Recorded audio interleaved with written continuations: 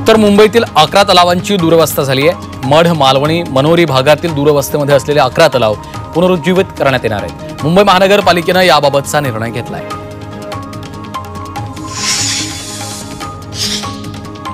मराठवाड्यातील एकूण 879 प्रकल्पात मिळून सध्या 30.91% उपयुक्त पाणीसाठा शिल्लक आहे। विशेष म्हणजे 24 छोटे प्रकल्प पूर्ण कोरडे पडलेत, तर 166 लघु प्रकल्पामध्ये पाणीसाठा खाली गेलाय। बीड आणि धाराशिव मधील 2 मोठ्या प्रकल्पातही कमी पाणी शिल्लक राहिलंय, त्यामुळे मराठवाड्यावर पाणीचं संकट आहे।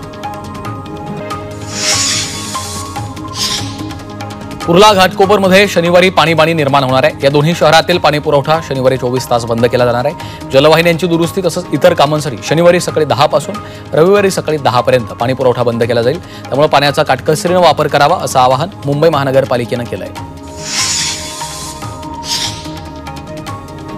चंद्रपूर शहराला हवामान खात्यानं 25 ते 27 एप्रिल या कालावधीत उष्णतेचा येलो अलर्ट जाहीर केलाय। 3 दिवसांपासून उन्हाचा पारा 45.5, 45.6 अशा चढत्या क्रमात राहणार आहे। त्यामुळे ताडोबा अंधारी व्याघ्र प्रकल्पातील पर्यटनावर परिणाम झाला आहे। सोलापूरमध्ये तापमानाचा पारा 44 अंशांवर पोहोचलाय। यंदाच्या मोसमातील सर्वोच्च तापमानाची नोंद झाली आहे। त्यामुळे नागरिकांनी कडक उन्हापासून काळजी घ्यावी असं आवाहन प्रशासनानं केलंय। मुंबईतल्या तापमानात किंचित घसरण झाली आहे। मुंबईतील कमाल तापमान 33 अंशांवर असून उन्हाचा तडाखा कमी झालाय। मात्र आर्द्रतेचं प्रमाण 75% जवळ असल्यामुळे मुंबईकर उकाड्यानं हैराण झाले।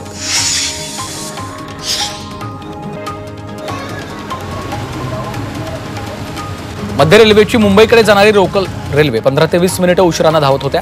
उल्हासनगर स्थानकात पादचारी पुलाचं काम सुरू असतानाच ओव्हरहेड वायरवर दुपारी दुसरी वायर पडल्यामुळे ठिणग्या उडाल्या। त्यामुळे ओव्हरहेड वायर काही काळ बंद करण्यात आली आहे। सध्या रेल्वे सेवा सुरळीत आहे, मात्र उशिराने धावणाऱ्या लोकलमुळे मध्य रेल्वेच्या प्रवाशांना रोज मनस्ताप सहन करावा लागतो। ठाणे महापालिका क्षेत्रात 4296 इमारती आहेत। पावसाळ्याच्या आधी दरवर्षीप्रमाणे त्यांचं स्ट्रक्चरल ऑडिट करण्यात आलं। यामध्ये 85 अतिधोकादायक इमारती आढळल्यात, त्यापैकी 25 अतिधोकादायक इमारती रिकाम्या करण्यात आल्यात। अहिल्यानगरच्या अकोले तालुक्यातील राजूर गावात कावीळ साथीनं थैमान घातलं। गेल्या काही दिवसातच 100हून अधिक कावीळ रुग्णांची नोंद झाली आहे। अनेकांना संगमनेर, राजूर आणि अकोलेमधील विविध रुग्णालयांमध्ये दाखल करण्यात आलं। या साथीमुळे ग्रामस्थांमध्ये भीतीचं वातावरण निर्माण झालं। जळगावात शिवसेना ठाकरे पक्षाच्या आढावा बैठकीकडे नेते उन्मेष पाटील यांनी पाठ फिरवली। माजी मंत्री सुभाष देसाई यांच्या उपस्थितीमध्ये प्रमुख पदाधिकाऱ्यांची बैठक पार पडली। या बैठकीकडे उन्मेष पाटलांनी पाठ फिरवल्यामुळे चर्चांना उधाण आलंय। जायकवाडी ते संभाजीनगर पाण्याच्या पाईपलाईनचं काम सुरू आहे। शिवसेना ठाकरे पक्षाचे नेते अंबादास दानवेंनी या कामाची पाहणी करत अधिकाऱ्यांना सूचना केल्या। मालेगावात 1044 व्यक्तींना बोगस जन्मदाखले दिल्याचा आरोप भाजप नेते किरीट सोमय्या यांनी केला। बनावट कागदपत्रांच्या आधारे सर्व दाखले देण्यात आल्याचा आरोप करत सोमय्या यांनी कारवाईची मागणी केली। शिरूर तालुक्यातील 96 ग्रामपंचायतींच्या सरपंच पदाचं आरक्षण सोडत पार पडली। यामध्ये 29 गावचे सरपंच खुल्या वर्गासाठी निश्चित झाले, तर 30 गावात महिलांना संधी मिळणार आहे। न्यायमूर्तींच्या आदेशावर आक्षेपार्ह टिप्पणी करणं नवी मुंबईतल्या एका महिलेला चांगलंच भोवलंय। या महिलेनं हायकोर्ट आणि सुप्रीम कोर्टाच्या निर्णयाविरुद्ध आक्षेपार्ह आणि अपमानास्पद टिप्पणी करणारं पत्र प्रसारित केलं होतं। या प्रकरणी संबंधित महिलेला 2000 रुपयांचा दंड आणि 1 आठवड्याचा साधा तुरुंगवास भोगावा लागणार आहे। भिवंडीत महापालिकेनं अतिक्रमणाविरोधात कारवाई सुरू केली आहे। शहरातल्या रस्त्यालगतच्या फुटपाथवरील हातगाड्या, दुकानं अशी अतिक्रमणं काढायला सुरुवात केली, तर यापुढेही अशीच कारवाई सुरू राहणार असल्याचं पालिकेनं सांगितलं। महसूल अधिकाऱ्यांनी वरिष्ठांच्या पूर्वपरवानगीशिवाय मुख्यालय सोडल्यास त्यांच्यावर कारवाई करण्यात येणार आहे। अधिकाऱ्यांचं निलंबन करत त्यांच्यावर अन्य शिस्तभंगाची कारवाई करणार आहे। महसूल विभागानं याबाबतचे आदेश दिले। यवतमाळच्या घाटंजी इथं अनैतिक संबंधातून प्रियकरानं विवाहित प्रेयसीची हत्या केल्याची घटना घडली। प्रीती डाखरे या महिलेचा मृतदेह संशयास्पद स्थितीमध्ये तिच्या राहत्या घरी आढळला होता। या घटनेची तपासणी केली असता महिलेची प्रेम प्रकरणातून हत्या झाल्याचं उघड झालंय।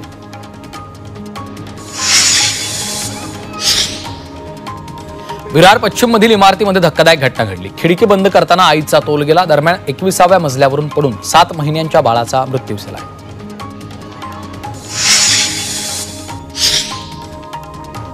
साताऱ्याच्या माहुली परिसरातील कृष्णा नदीमध्ये बुडालेल्या कलाकाराचा मृतदेह सापडलाय.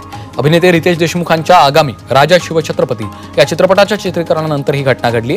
चित्रपटाच्या शूटिंगनंतर सौरभ शर्मा हे नदीमध्ये गेले असताना अचानक पाण्यात बुडाल्यामुळे त्यांचा मृत्यू झाला.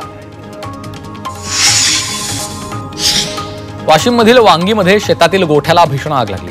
आगीत शेती उपयोगी साहित्य, गुरांसाठी ठेवलेला चारा आणि इतर साहित्य जळून खाक झालं. या घटनेमध्ये शेतकऱ्यांचं मोठं नुकसान झालंय. त्यामुळे प्रशासनानं तत्काळ पंचनामा करून नुकसान भरपाई द्यावी अशी मागणी केली आहे.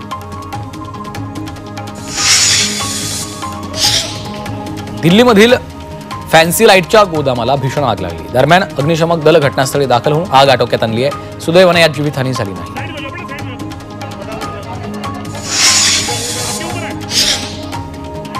नाशिकच्या येवल्यातील बोगटेमध्ये भैरवनाथ यात्रेला सुरुवात झाली आहे. अहिल्यानगरच्या पुणतांब्यामधनं मानाच्या काठ्यांची मिरवणूक काढून मोठ्या उत्साहात यात्रेला सुरुवात झाली. या यात्रेसाठी विविध जिल्ह्यातनं लाखो भाविकांनी हजेरी लावली.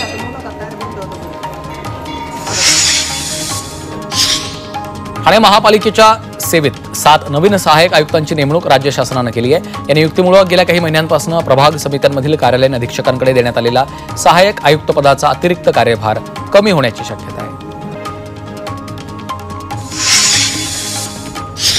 मुंबई महानगरपालिकेचे आयुक्त भूषण गगराणी यांनी नालेसफाईच्या कामांची पाहणी केली. नालेसफाईसाठी 225 कोटींचा खर्च करण्यात आलाय. तर आतापर्यंत 30% नालेसफाई झाली अशी माहिती गगराणी यांनी दिली आहे. वाशिमच्या धनज ग्रामपंचायतीनं अभिनव उपक्रम हाती घेतला. नवविवाहित जोडप्याच्या विवाहाची नोंदणी थेट विवाह मंडपातच करण्यात येते. त्यामुळे विवाहानंतर नोंदणीसाठी जोडप्यांचे होणारे हेलपाटे थांबणार आहेत.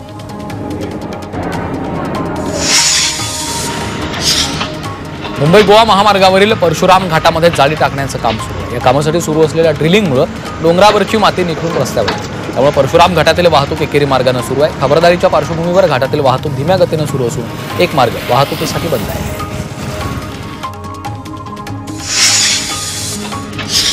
मुंबईमध्ये म्हाडानं अल्प आणि मध्यम उत्पन्न गटामधल्या नागरिकांना सवलतीनं भूखंड वितरित केले. मात्र म्हाडानं या कराराचं अचानक नूतनीकरण केलं. त्यामुळे थकबाकी वसुलीच्या नोटिसा सोसायट्यांना पाठवण्यात आल्यात. त्यासाठी या निर्णयाचा फेरविचार न झाल्यास आंदोलनाचा इशारा दिला आहे.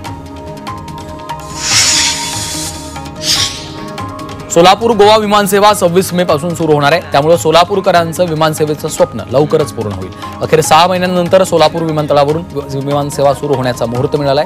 तर फ्लाय 91 या कंपनीकडनं सोलापुरातून विमानसेवेला सुरुवात करण्यात येणार आहे. तळेगाव चाकण शिक्रापूर या महामार्गाला राज्य मंत्रिमंडळाची मंजुरी आहे. पुणे जिल्ह्यातील तळेगाव, दाभाळे, चाकण, शिक्रापूर या राष्ट्रीय महामार्गावरील तळेगाव ते चाकण दरम्यान 4 पदरी उन्नत मार्ग तसंच जमिनीला समांतर 4 पदरी रस्ता तसंच चाकण ते शिक्रापूर दरम्यान जमिनीला समांतर 6 पदरी रस्ता तयार करण्याच्या निर्णयाला राज्य मंत्रिमंडळानं मंजुरी दिली.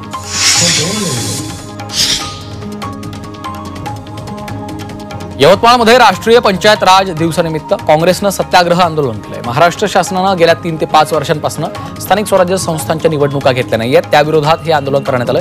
आमदार बाळासाहेब मांगुळकर आणि माजी मंत्री शिवाजीराव मोघे आणि वसंत पुरके यांच्या नेतृत्वात हे आंदोलन झालं. अमरावतीच्या अंजनगाव सुरजीमध्ये काँग्रेसनं निषेध आंदोलन केलंय.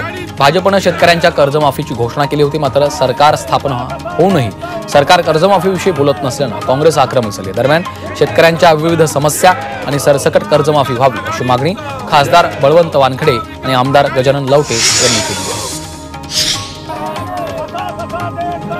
अलिबागच्या उसरमधील गेल कंपनीच्या प्रवेशद्वारावर साखळी उपोषण सुरू केलंय. कंपनीच्या उभारणीचं काम सुरू आहे. यामध्ये प्रकल्पग्रस्त शेतकऱ्यांना कंत्राटी कामामध्ये प्राधान्य दिलं नाहीये. तर बाहेरचे कामगार आणून काम केलं जात आहे. त्यामुळे हे उपोषण करण्यात आलं. कोल्हापूर महानगरपालिकेच्या समोर शिवसेना ठाकरे पक्षानं आंदोलन केलंय.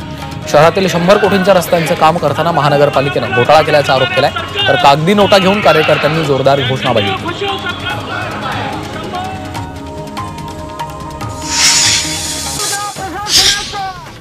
सांगलीमध्ये सकल जैन समाजाच्या वतीनं मंदिर पाडल्याच्या निषेधार्थ आंदोलन केलंय. या आंदोलनामध्ये खासदार विशाल पाटील, आमदार राजेंद्र पाटील यांच्यासह जैन बांधव मोठ्या संख्येने सहभागी झाले. यावेळी संबंधितांवर कारवाईची मागणी आंदोलकांनी केली. नागपुरात सकल जैन समाजाकडून निषेध रॅली काढण्यात आली आहे. विलेपार्लेमधील दिगंबर जैन मंदिर पाडण्याचा निषेध केलाय, तर जैन मंदिर पाडणाऱ्या अधिकाऱ्यांवर कारवाई करून मंदिराची पुनर्बांधणी करावी ही मागणी केली आहे. अकोल्यामध्ये जैन बांधवांच्या वतीनं विशाल मूक मोर्चा काढण्यात आलाय. तीर्थस्थळांवरच्या अतिक्रमणाच्या घटनांमुळे संपूर्ण जैन समुदाय संतप्त झालाय, त्यामुळे या घटनाच्या निषेधार्थ मोर्चा काढला.